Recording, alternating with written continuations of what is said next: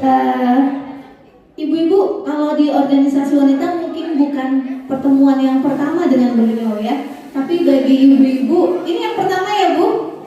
Iya. Ibu-ibu pernah ke rumah sakit GPI, Geraha Permata Ibu? Sate Abu Bakar, pernah tahu sate Abu Bakar?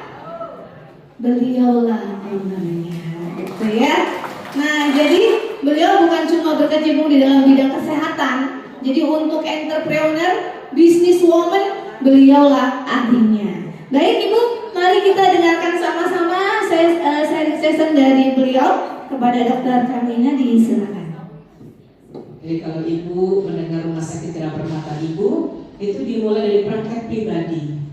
Praktek pribadi di pojokan, di kukusan kecil klinik gitu. Pasiennya tadinya 0 ditungguin, besoknya 1 ditungguin, besoknya 0 lagi ditungguin, besok jadi 2, jadi 3. Nggak putus asa. Tidak putus asa. Waktu anak-anak masih kecil, peran ibu, anak-anaknya kemana-mana lari, siapa yang ngawasin gitu, belum lagi jam sekolah gitu. Sebenarnya peran perempuan itu luar biasa. Saya izin Pak, bukan mengurangi peran bapak-bapak ya Kak. Tapi perempuan itu pegang 3 kan. Sebagai pribadinya sendiri perempuan, yang kedua sebagai istri, yang ketiga adalah sebagai ibu. Ya. 3 aja itu sudah luar biasa. Ditambah 1 kalau sebagai istri mengalami sesuatu yang tidak diinginkan. Itu berarti double. Allah tidak mungkin memberi ujian kalau tidak sesuai dengan kemampuan. Ibu, saya minta kita tidak mengingat masa lalu. Kita itu diuji Allah berarti kita itu hebat gitu ya. Jadi kayak saya mengalami hal yang paling rendah. Waktu itu juga pernah pada saat klinik dan rumah sakit mengalami sesuatu yang berat. Karyawan banyak, yang dipikirkan bukan cuma diri sendiri tapi cuma karyawan, itu juga jumlahnya lumayan, ada 500 orang Bu. Jadi bagaimana kita sebagai perempuan, sebagai istri, sebagai ibu, ada karyawan 500 orang bertahan di tengah-tengah krisis, terutama pada saat COVID. Jadi COVID itu sebagian karyawan diliburkan, sebagian lagi masuk demi apa? Sudah nggak sakit karena tertular COVID gantian. Jadi para perawat, para dokter gantian. Di WA group tiap hari judulnya sahabat kita dokter A wafat pada jam sekian. Besok gantian sahabat kita dokter ini. Itu pada saat COVID. Jadi pukulan itu kita harus mampu bertahan. Nah, tapi sekali lagi Bu, saya hanya sedikit cerita. Allah menjanjikan hadiah yang manis pada saat kita sabar menjalani ujian. Untuk melayani Anda dengan sepenuh hati. Terletak di kawasan strategis Kota Depok, Rumah Sakit Geraha Permata Ibu yang sebelumnya merupakan rumah sakit ibu dan anak resmi beroperasi pada tanggal 16 November 2005 di bawah naungan PT Permata Pusada Sakti. Memiliki nilai budaya dengan konsep fitrah, menjadi pedoman budaya kerja yang dilaksanakan oleh segenap insan permasakitan, maka Rumah Sakit Geraha Permata Ibu berkomitmen untuk memberikan pelayanan yang optimal. Fokus to customer dalam memberikan standar pelayanan yang berfokus kepada pelanggan. Memberikan rasa aman dan nyaman dalam setiap melayani kebutuhan pelanggan Rumah Sakit Geraha Permata Ibu merupakan prioritas utama kami kepada seluruh pelanggan. Saya dari klinik berdiri 2001, 2004 menjadi Rumah Sakit Ibu Anak, 2011 menjadi Rumah Sakit Umum dengan 139 tempat tidur. Jadi Bu, kalau kita terus konsisten, maka kita insya Allah kita menemukan jalan terbaik buat kita. Izin, saya pun mengalami sedikit tapi berbeda dengan Ibu. Saya single parent juga Bu. Jadi menghadapi ini tidak semudah yang dibayangkan orang. Tapi janji Allah pasti. Kalau kita percaya apa yang Allah takdirkan untuk kita adalah kebaikan buat kita, meskipun itu musibah, Tapi kita yakin itu kebaikan buat kita, maka Allah akan berikan apa yang menjadi harapan dan keinginan kita. Ini satu lagi hadiah yaitu coba spek. Ini pengembangan dari rumah sakit.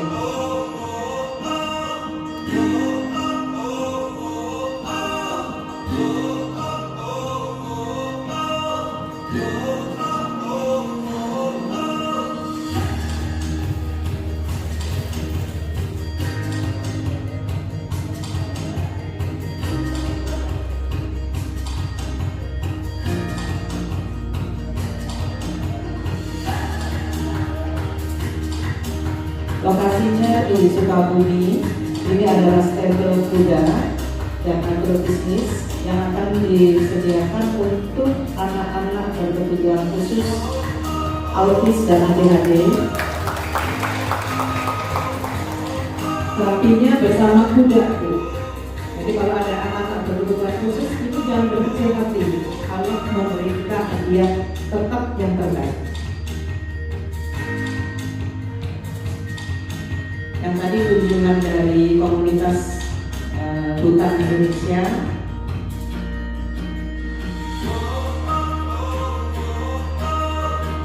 Kalau ini kuda-kuda yang ikut tanding jumping, baik yang di Indonesia maupun di luar negeri.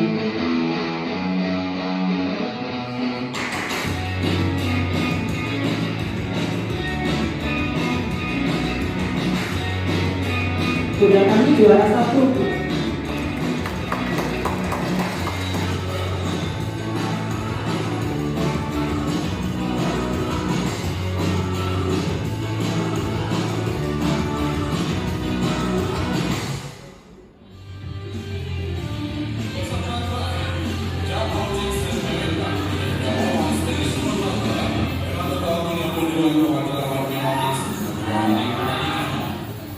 Tapi prinsipnya adalah satu, Bu, supaya kita berhasil berdamai dengan masa lalu, ya, berdamai dengan diri sendiri. Hargai diri kita, Bu. Diri kita itu adalah pribadi-pribadi yang dipilih Allah, diberi ujian yang cukup berat, tapi Allah tidak akan pernah salah memilih. Bangga, Bu, terhadap karakter kita yang berhasil melewati ujian-ujian itu, ya. Dan ibu-ibu yuk saling mengasah, punya keahlian apa, punya kemampuan apa, bergandengan tangan, boleh masuk di komunitas manapun untuk menambah teman, menambah networking, boleh masuk di WAPI, di IPMI, di Kulin, di apalagi Fashion Depot, ya Bu, banyak ya Bu, yang hobinya fashion, yang hobinya kuliner, masing-masing punya komunitasnya. Bergabung, Bu, ikuti kegiatannya. Dengan demikian kebuka kita kesempatan lebih luas, networkingnya lebih banyak. Terus kita pelajari yang dulu menjadi kesalahan kita jangan diulangi. Itu aja kuncinya. Apa tuh contoh yang diulangi adalah mungkin dulu terlalu pasrah terhadap kehidupan. Kalau kehidupan itu seperti Allah bilang, bagaimana kita bisa merubah nasib kita sendiri. Itu saja sekilas dari saya. Bu Dokter, tadi menarik banget menjadi narasumber dari untuk perempuan bertema perempuan tangguh. Harapannya apa nih Bu Dokter dengan Bu Dokter menjadi narasumber ini? Oh ya, terima kasih.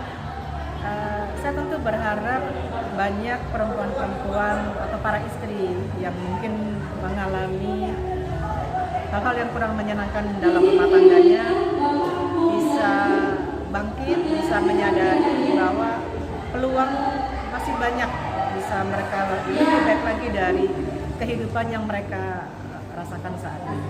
Saya tentu saja turut prihatin terhadap kondisi yang menimpa para wanita dan perempuan ini dengan situasi rumah tangganya, yang tentu saja harapan saya adalah bahwa mereka bukan menjadi korbannya kemudian terpuruk, tapi justru bisa bangkit, memikirkan anak-anaknya, masa depan anak-anaknya, karena generasi kita nanti yang akan mengisi kehidupan